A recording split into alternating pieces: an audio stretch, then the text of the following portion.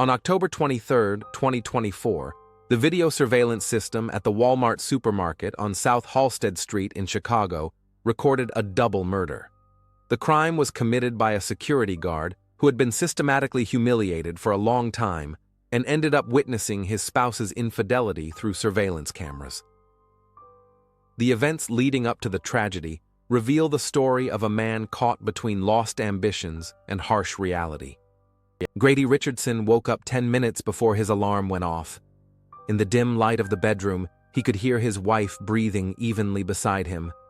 Monica slept on her side, turned away from him. She had been sleeping like this for the past few months.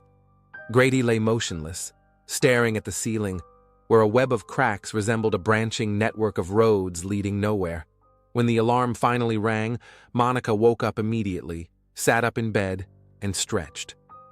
They got ready in silence in the bathroom, where the faucets dripped even when the valves were closed, and the mirror was covered with stains that could not be removed with any cleaning product. The apartment in the south side of Chicago cost them half their combined salary, but there was no other option. After Grady's construction business collapsed 3 years ago, they lost their house in the suburbs, their car, and their savings. All that remained was an old 1997 Honda, which they now drove to work together. Grady remembered how it all began. 7 years ago, he started his own construction company. It was small, with only 4 people on the team, but it was his. Monica was working as an administrator at a dental clinic at the time and was proud of her husband. They were planning to have children, saving money for a new house, and discussing a vacation in California. Then came the crisis of 2021. Orders disappeared one after another. Grady took out loans to keep the business afloat, but that only delayed the inevitable. A year and a half later, he declared bankruptcy.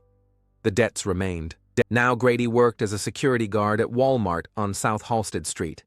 Monica got a job there as a cashier. She managed to negotiate with manager Justin Hoyt to hire her without lengthy checks and interviews. Grady was grateful, but at the same time, he felt something inside him tighten every time he put on his security guard uniform with the company logo on his chest. He was 34 years old and guarding a supermarket. They drove to work in silence. Monica looked out the window. Grady gripped the steering wheel. The morning traffic on Halsted was heavy, and the cars crawled slowly. A brand new Lexus stopped next to them at a traffic light. Behind the wheel sat a man about Grady's age, talking on the phone through a speaker, laughing. Grady looked away. "Did you pick up the uniform from the dry cleaners?" Monica asked without turning her head. "Yes," Grady replied. "In the trunk." "Good. I need to stay late for half an hour today. Justin asked me to help with the inventory in the electronics section." Grady gripped the steering wheel tighter. Justin. Always Justin.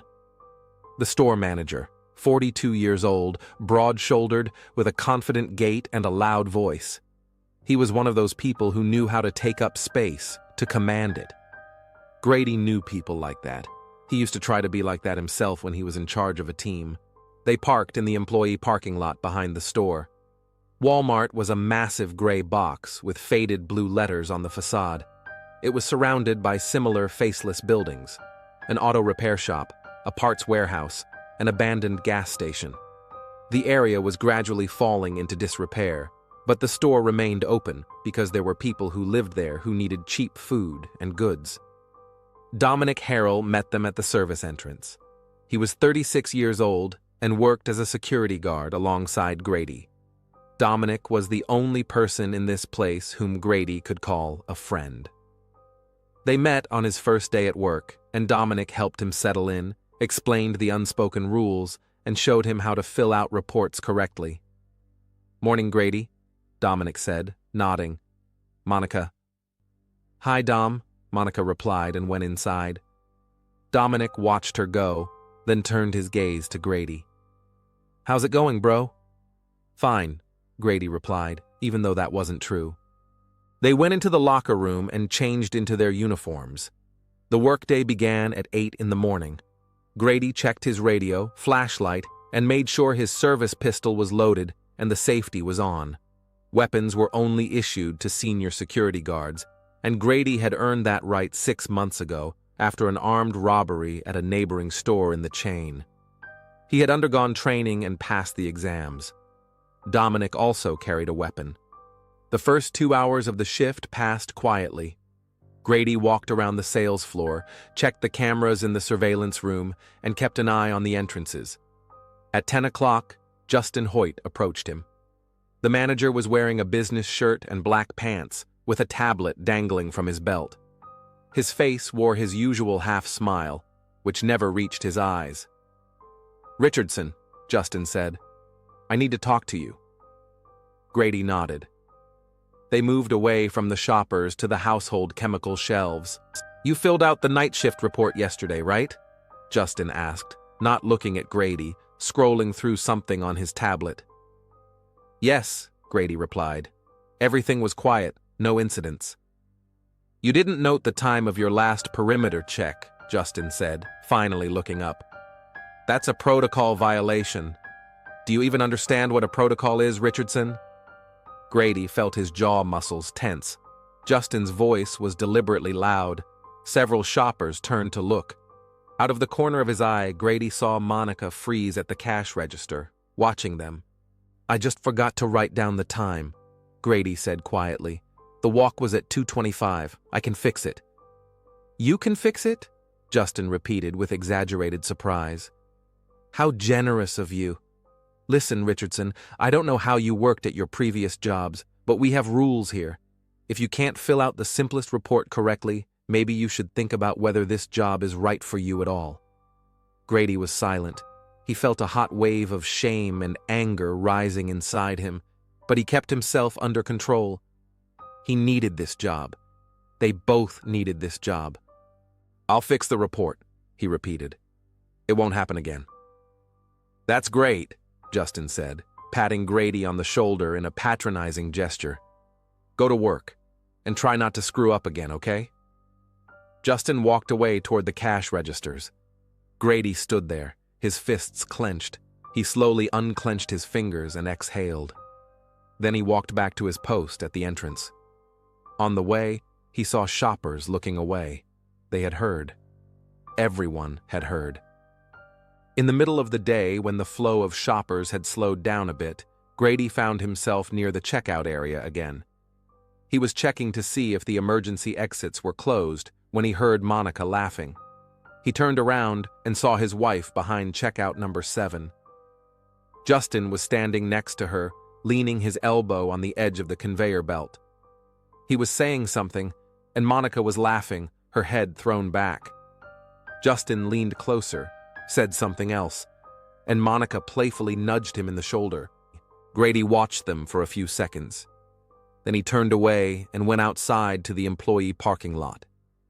He leaned against the wall of the building and closed his eyes. The autumn air was cold, smelling of exhaust fumes and garbage cans. Grady stood there for about 3 minutes until he heard the crackle of the radio. Dominic was calling him for a patrol change. The rest of the day passed mechanically. Grady performed his duties, talked to customers when necessary, and filled out paperwork. He tried not to look toward the cash registers, but several times he caught himself searching for Monica with his eyes. Once, he saw Justin next to her again. The manager was checking something on the cash register monitor, standing very close to Monica, almost touching her shoulder with his. At 6 in the evening, the shift ended. Grady and Monica changed clothes and drove home. The first 10 minutes of the trip passed in silence. Grady drove, looking straight ahead. Monica looked at her phone. "What was that about this morning?" she finally asked, without looking up from the screen. "What exactly?" Grady replied, although he knew perfectly well what she was talking about. "Justin reprimanded you in the middle of the hall. It was humiliating." Grady clenched his teeth. "I forgot to put the time in the report. It's my mistake." "You've been making mistakes a lot lately," Monica said, finally looking up. "You can't concentrate. You need to be more careful, Grady. We can't afford to lose this job." "I know," he replied quietly. They stopped at a red light. Monica sighed. I just don't like the way he talks to you, Grady said after a pause. Justin, is he like that with everyone? Oh God, Monica rolled her eyes. Don't start that again. Don't start what?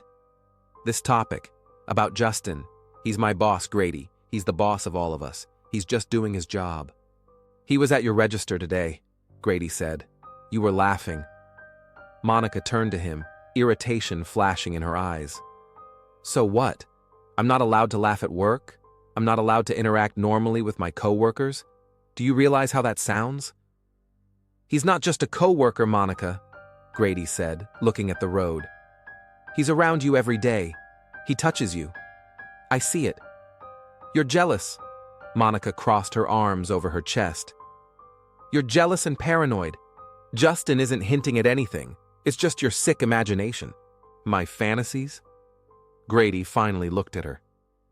I saw him standing next to you at the cash register today. He was standing so close that he was almost pressing against you. He was checking the monitor. Monica raised her voice. My God, Grady. There's something wrong with your head. Maybe you need to see a doctor. Maybe you need pills for your paranoia. They spent the rest of the trip in oppressive silence. Grady felt everything inside him tighten into a tight knot. He knew what he had seen. He knew it wasn't just friendly conversation. But Monica didn't want to listen, or she didn't want to see, or maybe he really was going crazy. At home, they went their separate ways. Monica took a shower, and Grady sat down on the couch in front of the TV, but didn't turn it on. He just sat in the darkening room, staring at the blank screen, which reflected his own face. Tired, aged, unfamiliar. Grady felt that something had changed. Something had cracked today, and that crack would only widen. The next day after work, Grady and Monica returned home around 7 in the evening. The apartment greeted them with stuffiness and the smell of something burning. The neighbors downstairs were cooking again, and the ventilation couldn't keep up. Monica went straight to the kitchen and took yesterday's leftover chicken out of the refrigerator. Grady took off his shoes at the door and headed for the bathroom when his phone rang. Monica looked at her phone screen and frowned. It's my mom, she said. She says she'll be here in 20 minutes. Grady froze in his tracks. Vivian Clark, mother-in-law. 58 years old, a thin woman with harsh features and an even harsher outlook on life. She worked as an assistant accountant at an insurance company and believed she understood people better than anyone else. From the moment they met 7 years ago, she had made it clear to Grady that she did not consider him a suitable match for her daughter. After his business failed, her views only became more entrenched. Why is she coming? Grady asked. She wants to talk, Monica replied without looking up. I called her yesterday. What did you talk about? Monica shrugged. About us, about work, nothing special. Grady knew what that meant. Monica had complained about him to her mother. She always did that when she was unhappy. And Vivian was always happy to add fuel to the fire. Vivian Clark arrived exactly 20 minutes later. She drove an old Buick that creaked at every turn but still ran. The woman entered the apartment without knocking, as if it were her own home. She was wearing a dark blue coat and scarf, her hair pulled back in a tight bun. She glanced around the hallway and grimaced when she saw the stain on the wall that Grady had been meaning to paint over. Good evening, she said, kissing Monica on the cheek. She ignored Grady, walked straight into the living room, and sat down on the sofa without taking off her coat. Hi, Vivian, Grady said. She looked at him as if she had only just noticed him. Grady? She nodded coldly. How's work? Still guarding bananas and toilet paper? Monica brought tea. The three of them sat down, Vivian on the sofa, Monica next to her, Grady in the armchair opposite. Vivian took a sip of tea, put the cup on the table without a coaster, leaving a wet circle on the surface. Monica told me about your situation, Vivian began, looking at Grady. She says you're causing problems at work again. Grady felt the muscles in his neck tense. I'm not causing trouble, he said evenly. I'm working. We're both working. You're working? Vivian raised an eyebrow. Monica says your boss reprimanded you in the middle of the sales floor yesterday, in front of customers, in front of co-workers. Is that what you call working? I made a small mistake in a report, Grady said, trying to stay calm. It happens. I corrected it. A small mistake, Vivian repeated with a smirk. Grady, you're 34 years old. You're a security guard at a supermarket. You can't even fill out a simple report correctly. Do you understand the position my daughter is in because of you? Mom, Monica began, but Vivian stopped her with a gesture. No, let me speak. He needs to hear this. Vivian leaned forward, her gaze fixed on Grady. 7 years ago, you promised my daughter a good life. You talked about your business, your plans, the future. Where is that future? Where is the house? Where are the children? You live in this dump, drive a car that's falling apart, and work for pennies. We went through a crisis, Grady said, clenching the armrests of his chair. Many people lost their businesses during those years. I'm not the only one. But others got back on their feet, Vivian retorted. Others found a way to recover. And you gave up. You resigned yourself to being a nobody, a loser who guards a store. And now you're a paranoid who makes jealous scenes over nothing. Grady looked at Monica. She was staring at the floor, clutching her cup with both hands. Monica, he said quietly, say something. Monica looked up. Her face showed tired irritation. What should I say, Grady? Mom's right. We're not living the life we dreamed of. You do make mistakes at work. And yes, your jealousy is becoming unbearable. I'm not jealous for no reason. Grady raised his voice. I see how he acts. Justin is my boss, Monica interrupted him. And the only reason we're both still working at this store is because he's a good person and doesn't fire you after all your screw-ups. Maybe you should be grateful instead of making up all kinds of stuff? A good person? Grady stood up from his chair. Are you serious? He humiliates me in front of everyone. He's doing his job. Monica stood up too. Maybe if you did your job right, he wouldn't have to reprimand you. Vivian watched their argument with obvious satisfaction. She took another sip of tea and leaned back on the sofa. See, Grady, she said calmly, even your own wife can't defend you anymore. Because there's nothing to defend. You've lost in this life. You're a failure, and the sooner you accept that, the better for everyone. Grady stood in the middle of the living room, breathing heavily. Rage boiled inside him, but he knew that if he lost his temper now, it would only confirm their words. He looked at Monica, expecting her to say something in his defense. But his wife turned away, crossing her arms over her chest. Grady turned and left the apartment. He went downstairs and walked across the courtyard to the garage they rented with the apartment.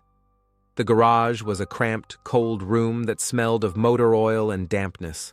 It was used to store old tools and boxes of things that had nowhere else to go after they moved out of their house. Grady turned on a dim light bulb, sat down on an upturned box, and covered his face with his hands. He sat there for a long time. Time dragged on. Muffled voices came from the apartment. Monica and Vivian were talking. Sometimes he heard laughter. They were laughing. They were talking about him. He knew it.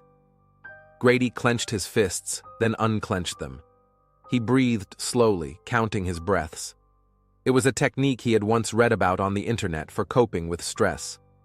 It didn't help. About an hour later, the garage door opened. Monica stood in the doorway, wrapped in a cardigan. Mom's gone, she said. Are you coming into the house? Grady looked at her. Is that really what you think? That I'm a loser? Monica sighed. I think we're both tired, Grady. I think life hasn't turned out the way we wanted it to, but that doesn't mean it's over. We can fix it. How? He asked. How can we fix it? Monica shrugged. I don't know, but sitting here feeling like a victim is definitely not the answer. She turned and walked away. Grady stayed in the garage for another half hour, then returned to the apartment. They went to bed without speaking. The next day at work began as usual. Grady and Monica arrived together silently. Dominic met him in the locker room. "How's it going, bro?" he asked, putting on his uniform. "Fine," Grady lied. Dominic looked at him intently but said nothing. They went out into the sales floor together. It was a busy morning, lots of customers, a few minor incidents with dissatisfied clients. Grady went about his duties mechanically, trying not to think about last night. At 11 o'clock, Justin approached him. The manager's face was cold with rage. "Richardson," he said, "come to my office, now." Grady followed him through the sales floor. Customers parted to let them through. Several employees watched them go. Justin's office was on the second floor, in the administrative area. It was a small room with a glass wall facing the corridor. Justin went inside but didn't close the door. He remained standing in the doorway. "You didn't check the fire alarms in Section C yesterday," Justin began loudly. "It was on your patrol schedule. That's the third violation in 2 weeks." "I checked the sensors," Grady said. "I just forgot to mark it on the inspection sheet." "Forgot?" Justin took a step closer. "You forget something every single day, Richardson. Reports, rounds, checks. Do you even think with your head when you work? Or is it empty up there?" 2 employees stopped in the hallway, a girl from accounting and a guy from the electronics department. They pretended to be looking at the announcements on the bulletin board, but they were listening to every word. "I'll fix it," Grady said through clenched teeth. "You'll fix it," Justin mimicked. "You know what, Richardson? I'm starting to think I hired you by mistake. Monica asked me to give you a chance, I did. And you turned out to be a piece of dog shit who can't even do the simplest job." The words hung in the air. Grady felt his face flush. The hallway fell completely silent. The girl from accounting stared at them with her mouth open. "Don't you dare talk to me like that," Grady said quietly, but with a threat in his voice. "Or what?" Justin smirked. "Are you going to attack me? Hit your boss? Go ahead. I'd be happy to throw you out of here today. So shut your mouth, do your job, and pray that I don't change my mind about your employment." Grady stood motionless. Every muscle in his body demanded action, to strike, to grab him by the throat, to push him out of the office. But he didn't move, because Justin was right. One wrong move and they'd both lose their jobs, and he had nothing left to lose. Grady turned and walked out of the office. In the hallway, the employees immediately turned away, pretending they hadn't heard anything. He walked down the hallway, then down the stairs to the sales floor. Dominic was standing by the beverage racks, checking something on his tablet. When he saw Grady, he frowned. "Hey, everything okay?" "Yeah," Grady squeezed out and walked past. The rest of the morning passed in a fog. Grady made his rounds but didn't see anything around him. Justin's words echoed inside his head. Piece of dog shit. Loser. Nobody. At 1 o'clock, it was lunchtime. Grady sat in the staff break room, a cramped space with a few tables, vending machines, and a microwave. He ate the sandwiches he had brought from home. Monica came in 5 minutes later. She sat down across from him. They were silent for a while. "I heard what happened," Monica finally said, unwrapping her lunch.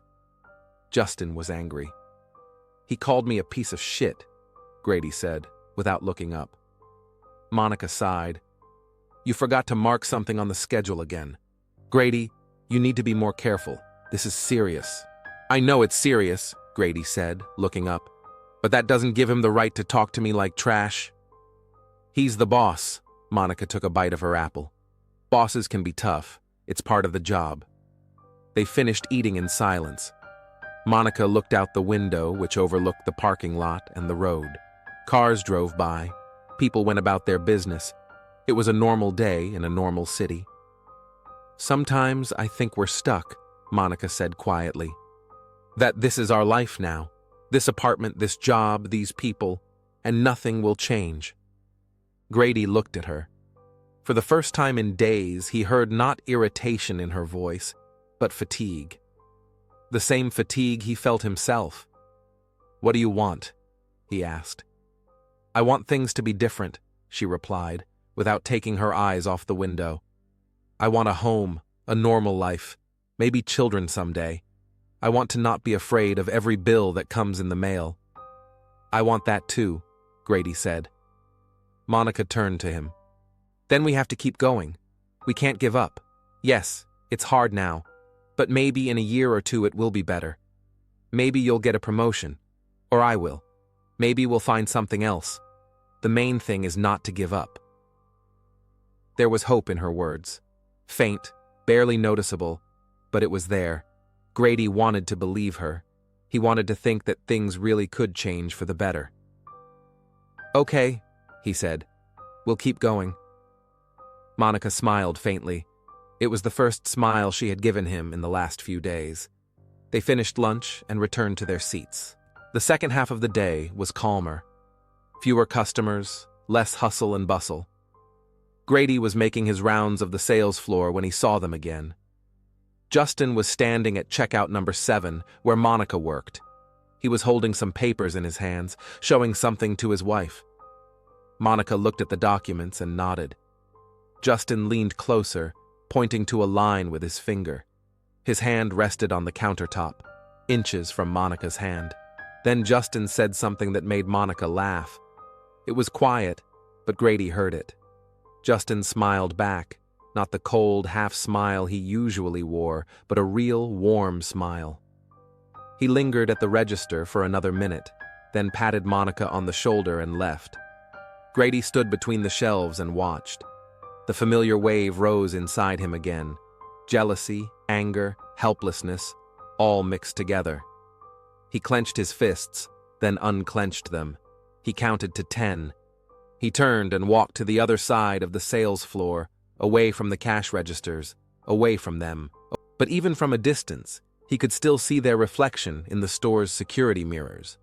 Monica at the cash register, Justin next to her, and between them, something Grady couldn't understand, but felt with every fiber of his being.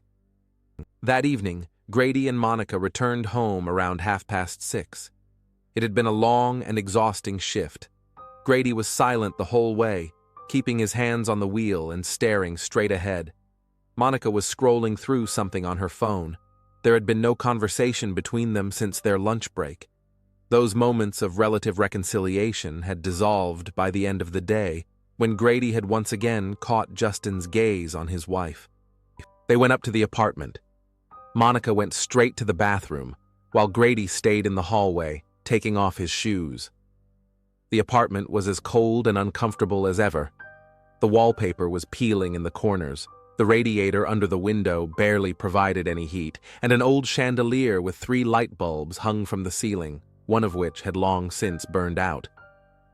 Grady looked at this chandelier every evening and thought about buying a new light bulb, but he never did. He went into the kitchen and opened the refrigerator. There was little food inside, some leftover cheese, a couple of yogurts, some wilted greens. He needed to go to the store, but after a whole day at Walmart, the last thing he wanted to do was go back there again. Grady took out some water, poured a glass, and drank it in one gulp. At that moment, there was a loud crash, followed by the sound of breaking glass. Grady turned around. There was a hole in the living room window, and shards of glass littered the windowsill and floor. A fist-sized rock lay on the floor. Monica ran out of the bathroom. "What happened?" she shouted. Grady was already running to the window. He looked outside. 2 teenagers, aged 16 or 17, were standing in the courtyard. One was tall and thin, wearing a hoodie. The other was shorter and stockier, wearing a sports jacket. They were looking at the window and laughing. The tall one gave him the middle finger. Grady jumped up. He ran out of the apartment, flew down the stairs, and rushed into the yard. The teenagers were still standing there, showing no intention of running away. When Grady approached, the tall one grinned. "Hey, dude, got a problem with your window?" he said, and they both burst out laughing. "Are you guys out of your minds?" Grady stopped a few feet away from them. "You broke my window." "We?" asked the shorter one. "We didn't break anything, man. Maybe a bird flew into it." They laughed again. Grady took a step closer. "I'm calling the police. I saw you." You're going to pay for the repairs. The police? The taller one took a step forward. Go to hell, old man. Prove it was us first. You don't have any cameras. There are no witnesses, so shut up and go back to your dump. Listen, man, added the second one. You're probably over 30. Don't embarrass yourself. Go home to your wife, huh? Grady felt himself boiling inside. These two insolent puppies were standing there laughing in his face. He clenched his fists and took another step forward. The tall teenager just grinned wider. What, old man? You want to fight? Go ahead, try it. We'll even have fun. Grady stopped. He realized he didn't know what to do next. Hit them? They were younger, faster, 2 against 1. He stood there for a few more seconds, breathing heavily, then turned and walked back to the entrance. Behind him, he heard laughter. That's right, shouted the tall one. Run to your mommy. Grady went up to the apartment. Monica was standing at the window, looking at the broken glass. The shards crunched under her feet. She turned around when he entered. Well, did you deal with them? Grady didn't answer. He went into the kitchen and poured himself another glass of water. Grady, I'm asking you. Monica followed him. Those bastards broke our window. What did you say to them? Nothing. Grady put the glass on the table. They're kids. I can't hit them. Kids? Monica crossed her arms over her chest. They're 17 years old. They know exactly what they're doing. You should have kicked their asses. You should have shown them that they can't treat us like that. What was I supposed to do? Grady turned to her. Beat up 2 teenagers? Get myself in court? Lose my job? You should have dealt with it like a man. Monica's voice rose. Are you a man or not? Are you the head of the family or what? 2 kids break our window, laugh at you, and you just come back with your head down. Grady was silent. Every word she said hit home. You know what? Monica moved closer. Go back there. Go and do something. Because if you don't, they'll keep doing it. They'll keep coming back. They'll know we're weak. That you're weak. Monica? Go! She pushed him in the chest. Go and show them you're not a wimp. Grady stood looking at his wife. Her eyes were filled with a mixture of anger and disappointment. The same disappointment he had seen over the past months. Years. Ever since everything had gone downhill. He turned and left the apartment. He walked down the stairs more slowly than the first time. He went out into the courtyard. The teenagers were still there, sitting on a bench by the playground, smoking something. When they saw Grady, they looked at each other and laughed. Oh, look, said the tall one. He's back. Grady walked toward them, not knowing what he would say or do. He just walked because Monica demanded it, because he had to do something, to prove that he wasn't weak, not a wimp, not a loser. He stopped in front of the bench. Listen, he began, trying to speak calmly. You broke the window. That's a fact. I don't want any trouble. Just give me your phone numbers or your parents' phone numbers. We'll settle this civilly. The teenagers looked at each other. Then the tall one stood up. He was a head taller than Grady. Are you stupid? He asked, leaning closer. We already told you to get lost. Or do you want us to break another window? Or your car? I'll call the police, Grady repeated, but his voice trembled. Go ahead. The second teenager stood up too. We'll say you touched us first, that you attacked minors. Who will they believe? 2 kids or a grown man with mental problems? The tall one stepped even closer. Grady smelled cheap cologne and tobacco. How old are you, man? 35? 40? The tall one smirked. But you act like a scared dog. Does your wife know she has a wimp for a husband? Grady swung, but he was slow. Too slow. The tall teenager dodged, and the second one stepped in from the side. Something flashed in his hand. There was a hissing sound, and Grady's face burned with fire. Pepper spray. Grady squinted, coughed, and grabbed his face. His eyes watered so much he couldn't see anything. His throat burned. He fell to his knees, gasping for air. Through the ringing in his ears, he could hear their laughter. Then the sound of footsteps running away. Then silence. Grady didn't know how long he lay on the ground, maybe a minute, maybe 5. Gradually, the burning sensation subsided and his breathing evened out. He opened his eyes. His vision was blurry, everything was out of focus. He staggered to his feet and stumbled toward the entrance. In the apartment, Monica was sitting on the sofa, hugging herself. When she saw him, she jumped up. "What happened?" Her voice was full of fear. "My God, Grady, what happened to your face?" Grady went into the bathroom, turned on the cold water, and began to wash his face. The water helped, but the burning sensation remained. His eyes were swollen and his skin was red. Monica stood in the doorway. "They sprayed gas in my face," he said hoarsely. "Then they ran away." Monica was silent. Grady wiped his face with a towel and looked at his reflection in the mirror. Red, swollen eyes, a wet face, the exhausted look of a man who had just been humiliated by 2 teenagers in front of the whole neighborhood. They returned to the living room. Monica sat down on the sofa. Grady sank into an armchair. No one spoke for several minutes. A cold wind blew through the broken window. "Grady," Monica finally said quietly, "this can't go on." He looked at her. "You have to take control of your life," she continued. "Look at us. Look what we've become. We live in shit. We work for pennies. You're humiliated at work. You're even humiliated by some teenagers on the street. When will it end?" "I don't know," Grady replied. "You have to change," Monica leaned forward. "You have to become stronger, tougher, because if you don't change, things will only get worse. We'll drown here, and I don't want to drown with you." Grady wanted to say something, but at that moment, the doorbell rang. Monica frowned and went to answer it. A second later, Vivian Clark entered the apartment. She was wearing the same blue coat, her hair pulled back in a bun. Her face expressed her usual dissatisfaction. "I was passing by and decided to stop by," Vivian said, glancing around the living room. Then she noticed the broken window. "What happened here?" Monica sighed and began to tell her story. About the teenagers, about the rock, about how Grady tried to sort things out, but instead got pepper sprayed in the face. Vivian listened silently, her face becoming increasingly stony.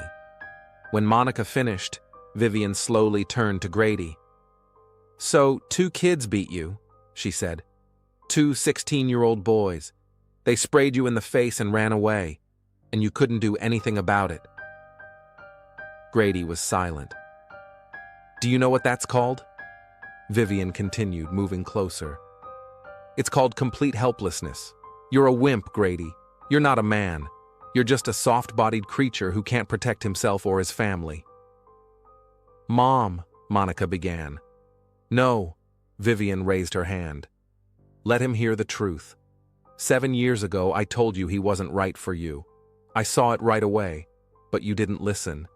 Now look, he lost his business. He's a security guard at a supermarket. His boss humiliates him. Teenagers on the street humiliate him. What's next, Grady? Who else will humiliate you?" Something inside Grady snapped. All those days, weeks, months of humiliation, disappointment, failure, it had all built up and now demanded release. He jumped up from his chair. Vivian recoiled. "Shut up," Grady said quietly, but with such fury that both women froze. "Just shut up, you old witch!" "Grady!" Monica cried. But he couldn't hear her anymore. He grabbed a stool standing against the wall and threw it at Vivian. The stool flew past her, missing her by half a meter, hit the wall, and fell to the floor. But the gesture itself was eloquent enough. Vivian turned pale. She stood with her arms pressed against her chest, her eyes wide open. Then she turned and rushed to the door. Monica rushed after her. "Mom, wait!" Vivian ran out of the apartment. Monica stopped at the door and turned to Grady. Her face was filled with horror. "You're crazy!" she screamed. "You're completely crazy! You could have killed her!" "I didn't hit her," Grady said. His hands were shaking. "You threw a stool at my mother." Monica came closer, her voice trembling. "Do you understand what you've done? Do you understand what's happening to you?" "What's happening to me is that I'm tired." Grady looked at her. "Tired of her sarcasm, of your reproaches, of Justin, of all this shit." "Then what are you going to do?" Monica stood in front of him, shaking. "What are you going to do, Grady? Throw furniture at people? Is that your plan?" Grady didn't answer. He didn't have a plan. He didn't have answers. He just had an empty, burnt-out feeling inside. "Get out," Monica said quietly. "Right now, get out of my sight." Grady turned and left the apartment. He went down the stairs, crossed the courtyard to the garage. He opened the door, went inside, and closed it behind him. He turned on the light. He sat down on an upturned box in the corner. The garage was cold and dark. It smelled of oil, old paint, dampness. Tools from a past life hung on the walls, when he had a business, when he had a purpose. Grady looked at them and didn't recognize himself in the man who once used them. He sat there for a long time. Time passed slowly. There were no sounds coming from the apartment. Monica didn't come. No one came. Grady closed his eyes and tried to remember when it all went wrong, when exactly he lost control of his life, but he couldn't find the exact date. It happened gradually, day after day, decision after decision, defeat after defeat. And now he sat alone in a cold garage, surrounded by ghosts of the past, without the slightest idea of how to get out of this hole. Outside, he could hear the noise of the city, cars, voices, life. But here, in this cramped space, there was only silence and darkness. And Grady sat in the center of that darkness, alone. Grady spent the night in the garage. He didn't go back to the apartment, even though the cold was chilling him to the bone. Around 3 in the morning, he dozed off, sitting on a box with his back against the wall. He woke up several times because his feet were freezing. Towards morning, he finally went up to the apartment. The door was unlocked. Monica was asleep in the bedroom. Grady quietly gathered his uniform, washed up, changed, and left without waking his wife. He sat in his car in the parking lot near the house and waited. At 6:30, Monica came out. Her face was tired, her eyes red. She got into the car silently, without even looking at her husband. They drove to work in complete silence. Grady tried to say something several times, but each time he changed his mind. The words stuck in his throat. They arrived at the office parking lot. Monica got out of the car first and walked quickly to the entrance without waiting for him. Grady watched her go, then slowly got out of the car and trudged after her. Dominic met him in the locker room. His friend was changing into his uniform, humming something to himself. When he saw Grady, he fell silent and frowned. "Damn, man, you look like you've been hit by a truck," Dominic said. "What happened?" "Bad night," Grady replied, taking his uniform out of the locker. "More trouble at home?" Grady nodded.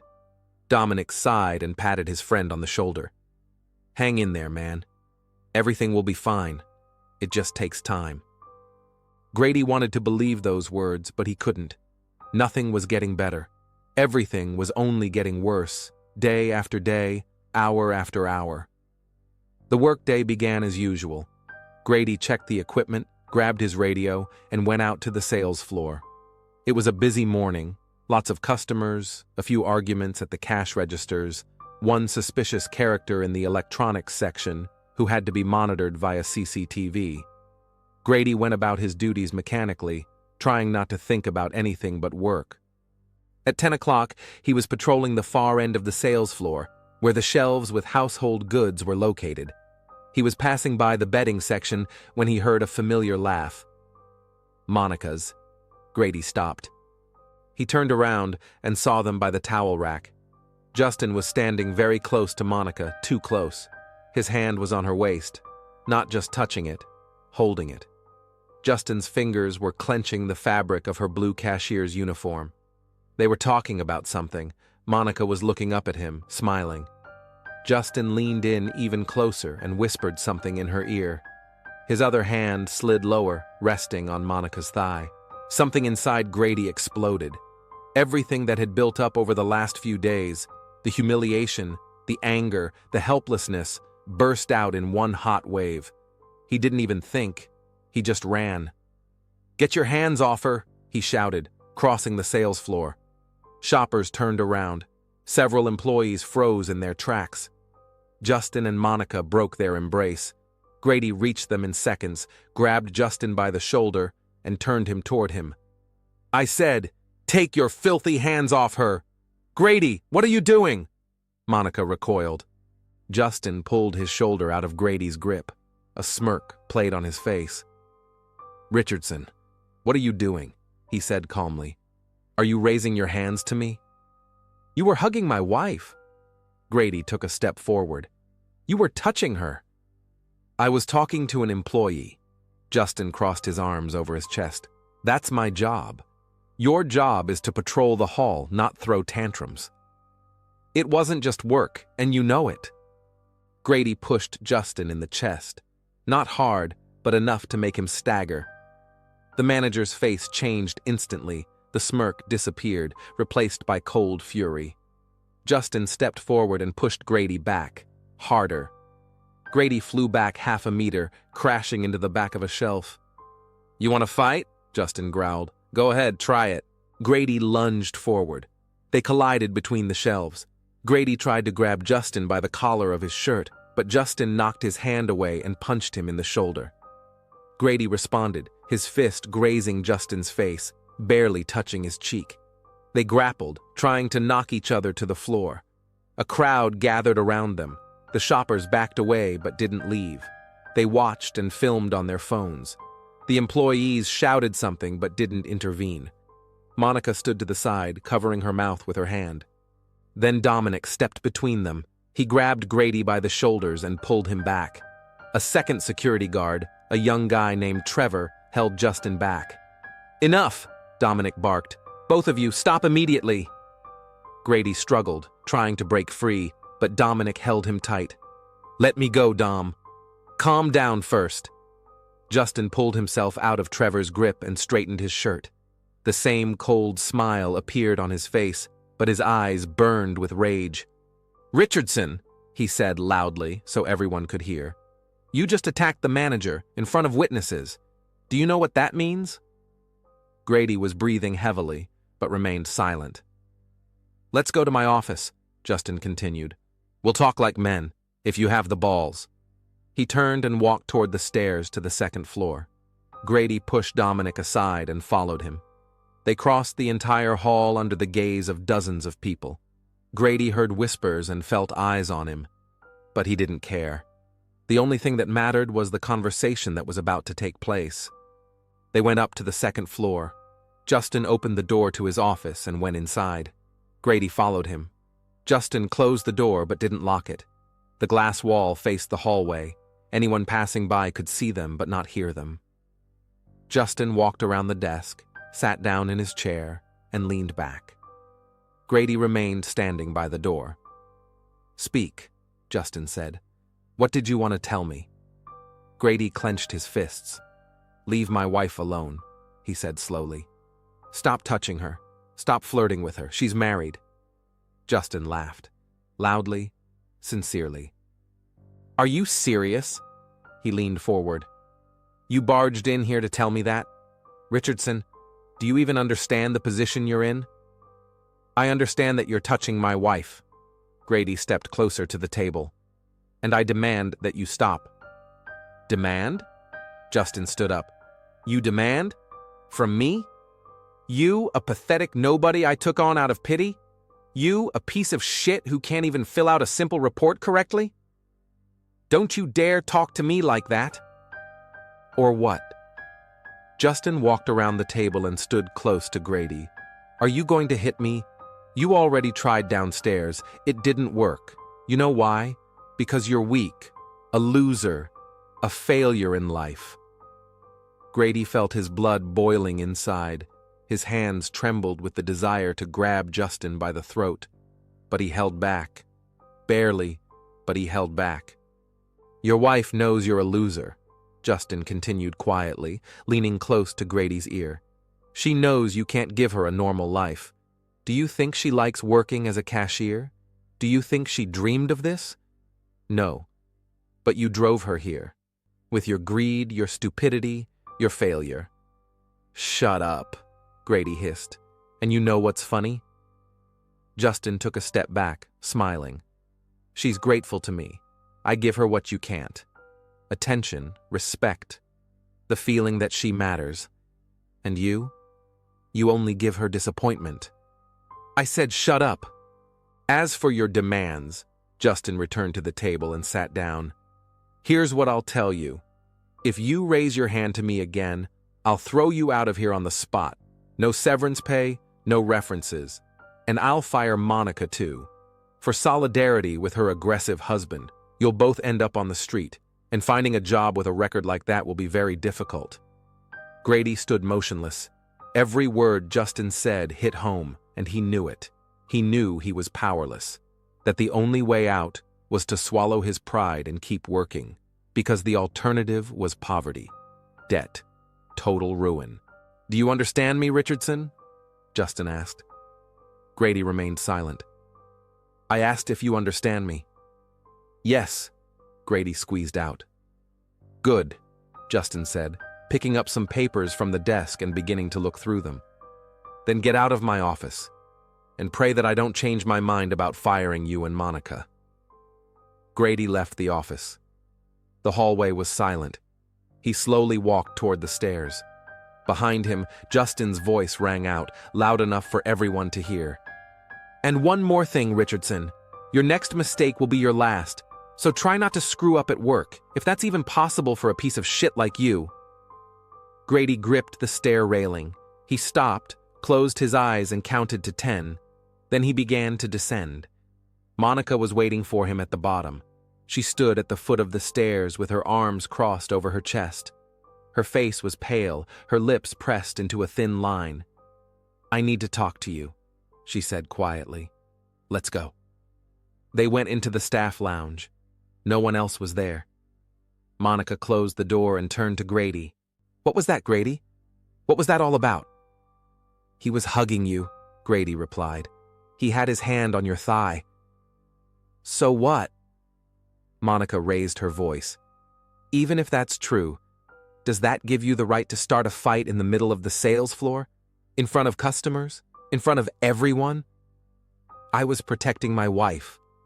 "You embarrassed me." Monica moved closer. "You embarrassed us both. Everyone saw. Everyone filmed it on their phones. It'll be all over social media by tonight, and now Justin can fire us. Do you understand that?" "Let him fire us." Grady turned away. "I don't care anymore." "You don't care?" Monica grabbed his shoulder and turned him toward her. "I care. I need this job. We need money. Or have you already figured out how we're going to pay for the apartment? For food? For the broken window?" Grady was silent. He had no answers. "You know what, Grady?" Monica stepped back and ran her hand over her face. "Don't come home tonight. I need time. We both need time to think, because this can't go on." "Monica." "No," she raised her hand. "Just go. Stay at Dominic's or wherever you want. But don't come home. I don't want to see you." She left the room, slamming the door behind her. Grady stood alone. The silence was broken only by the hum of the refrigerator in the corner and the muffled sounds of the sales floor beyond the wall. The rest of the day passed in a fog. Grady performed his duties automatically. He made his rounds. He checked the cameras. He talked to customers when necessary. But inside, he felt empty. Burnt out. There was nothing left. Dominic tried to talk to him several times, but Grady brushed him off. He didn't want to talk. He didn't want sympathy. He just wanted silence.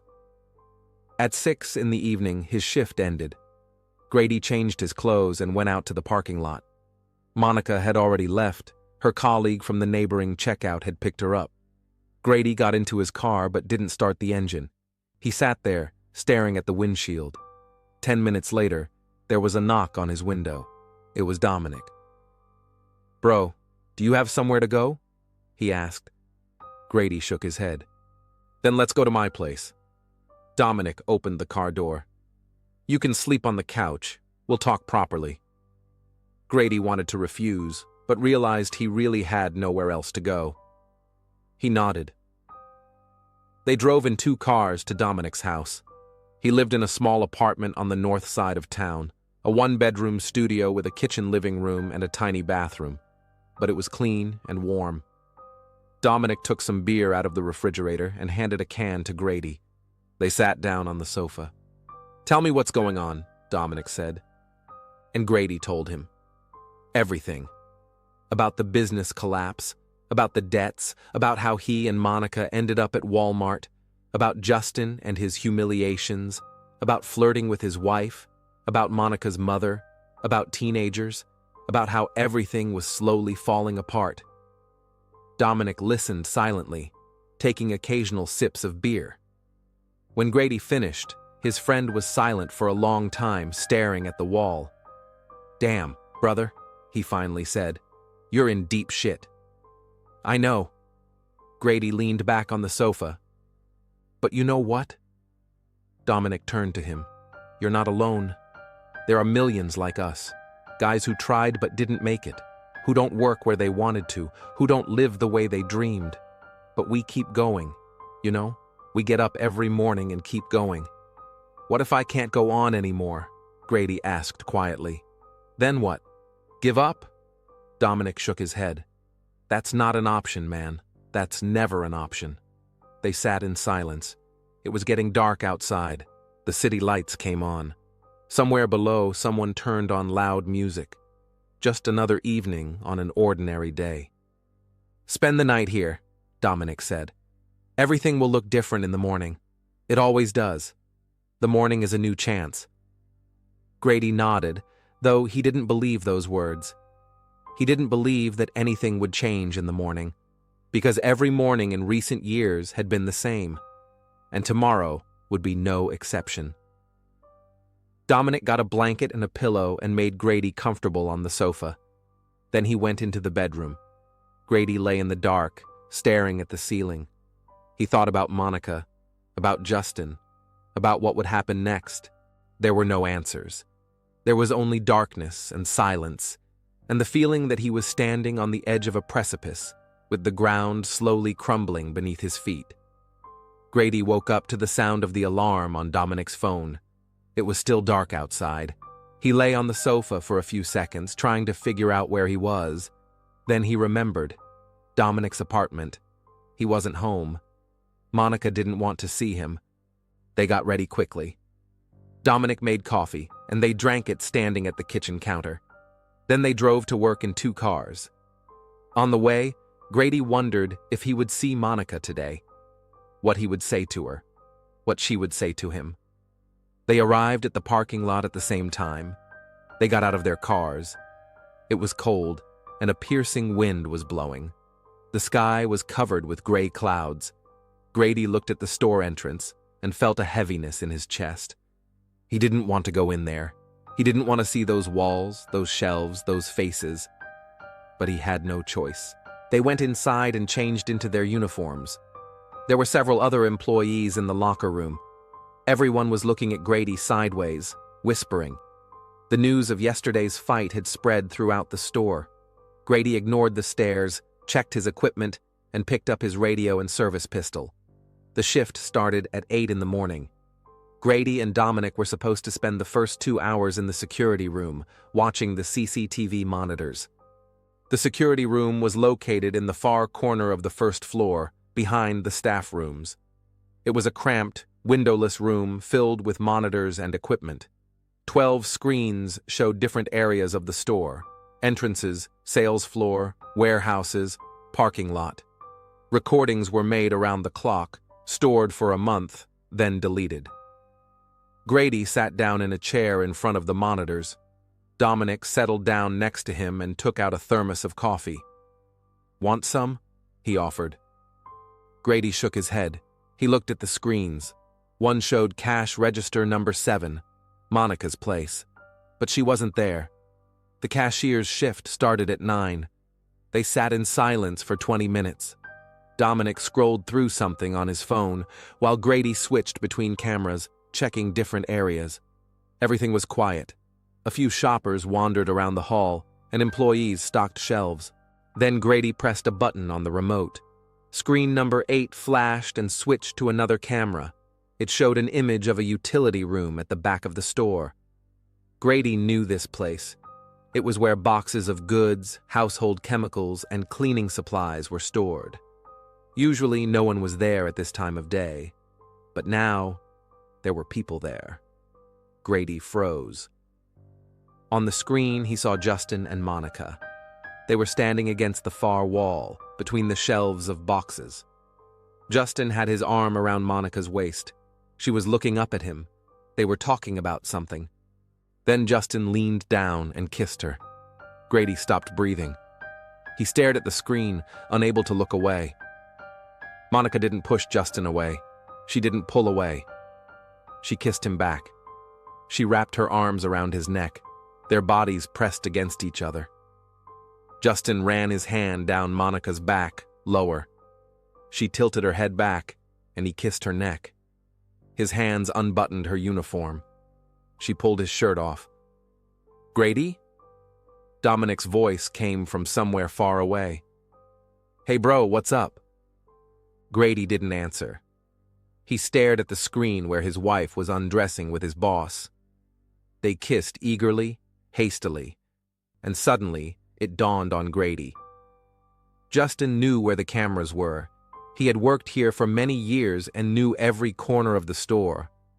He had deliberately brought Monica to the back room with the camera.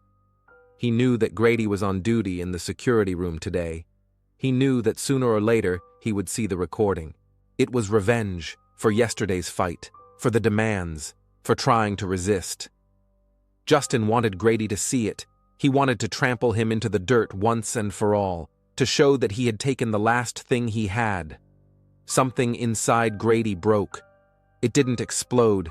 It didn't flare up in rage. It just broke. Quietly and completely, like a dry branch breaking underfoot. He got up from his chair. His movements were slow, mechanical. He opened the desk drawer and took out his service pistol. He checked the magazine. He took off the safety. "Grady, what are you doing?" Dominic jumped up. "Put the gun down." Grady looked at his friend. Dominic's face was filled with horror. He understood. He saw the same thing on the monitor that Grady saw. "Don't do it, brother." Dominic reached out his hand. "Please don't do it. This isn't the answer. You'll ruin your life." "My life is already ruined," Grady said quietly. He left the security room. Dominic rushed after him, grabbed his shoulder, but Grady spun around sharply. There was something in his eyes that made Dominic back away. "Don't get involved, Dom," Grady said. "You're a good friend, my only one. Don't ruin your life because of me."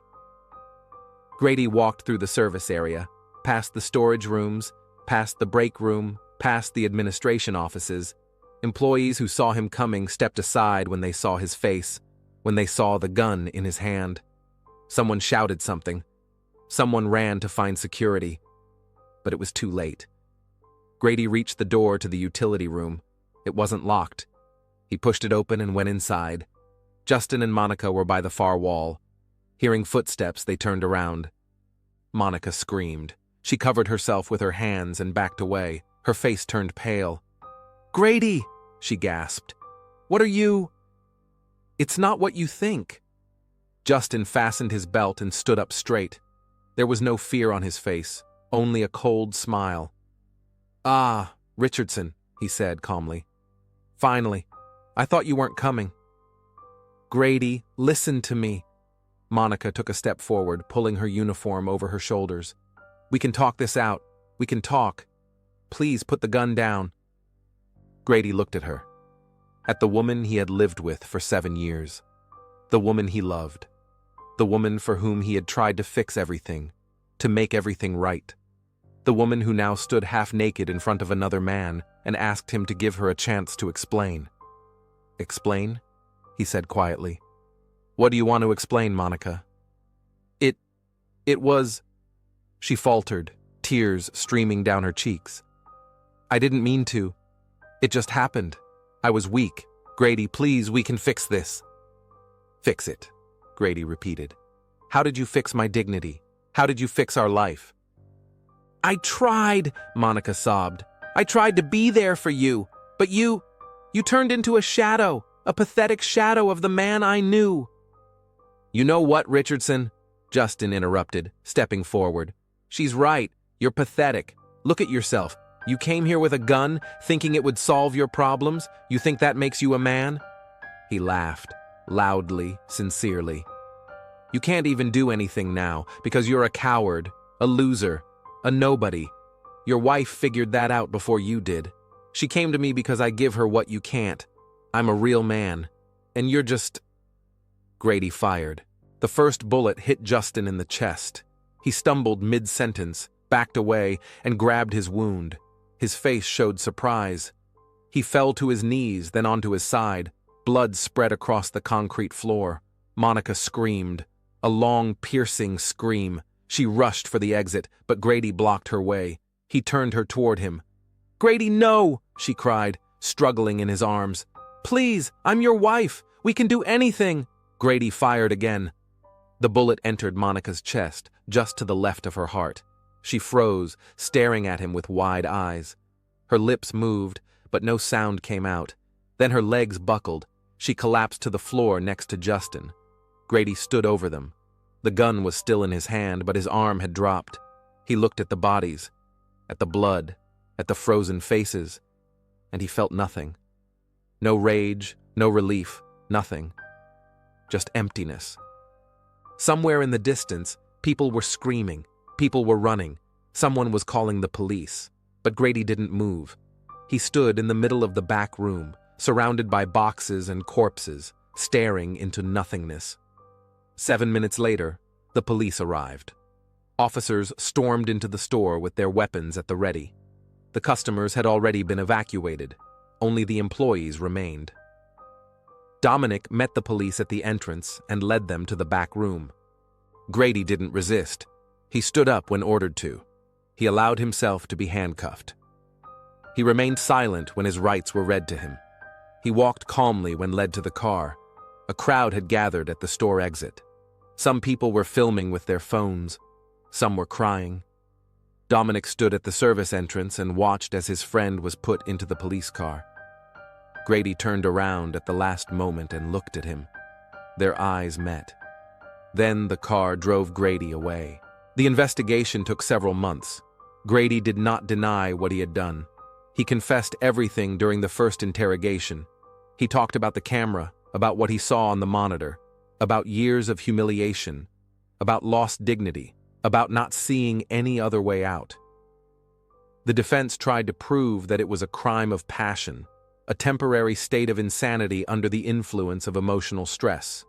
Witnesses confirmed that Justin Hoyt had indeed humiliated Grady, that there were problems in the marriage, that a lot had built up. But the prosecution insisted on premeditated murder. Grady went to get the gun himself. He went to the utility room himself. He had time to think about his actions. He had the opportunity to stop. The trial lasted 2 weeks. The jury deliberated for 4 hours. They returned with a verdict, guilty of second-degree murder. The judge read the sentence in a packed courtroom. Monica's mother sat in the front row, sobbing. Dominic came to support his friend, but sat in the back row, unable to watch. Grady Richardson was sentenced to 30 years in prison without parole. He was led out of the courtroom. He didn't turn around. He didn't look at the people. He just walked straight ahead, between 2 guards, in an orange prison jumpsuit.